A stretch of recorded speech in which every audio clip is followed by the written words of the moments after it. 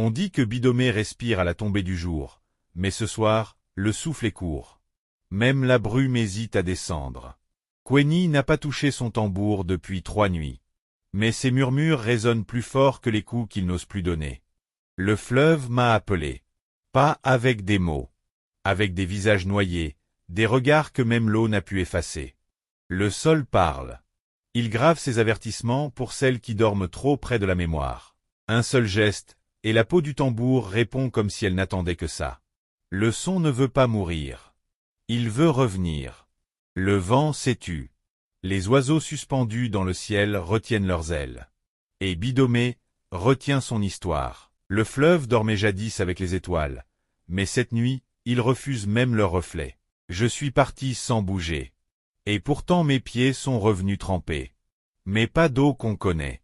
Quand la terre parle en spirale, c'est pour dire que quelqu'un a rompu le cercle. Il y a des tambours qu'on ne frappe qu'une fois. Et qu'on ne fait taire jamais. On ne prie pas les ombres, on les prévient. Mais lui, il écoute toujours sans répondre. Bidomé ne respire plus. Le vent s'est arrêté comme s'il écoutait. Et le silence est devenu brume. Ce n'est pas la nuit qui m'a appelé, c'est ce qui s'est tu trop longtemps sous les feuilles. Ils dorment là, les gardiens oubliés. Et les pierres rêvent encore de ce qu'on leur a offert. Une mère sans yeux. Un enfant sans nom. Et pourtant, elle m'a regardé. Elle m'a parlé sans bouche. Et je l'ai entendu comme si je l'avais toujours connue. Je ne l'ai pas perdue. C'est elle qui est partie, pour suivre quelqu'un d'autre. Même les vivants semblent dormir.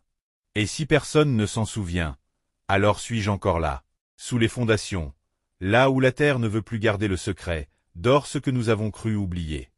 Elles ont des yeux pour ceux qui n'ont plus de bouche.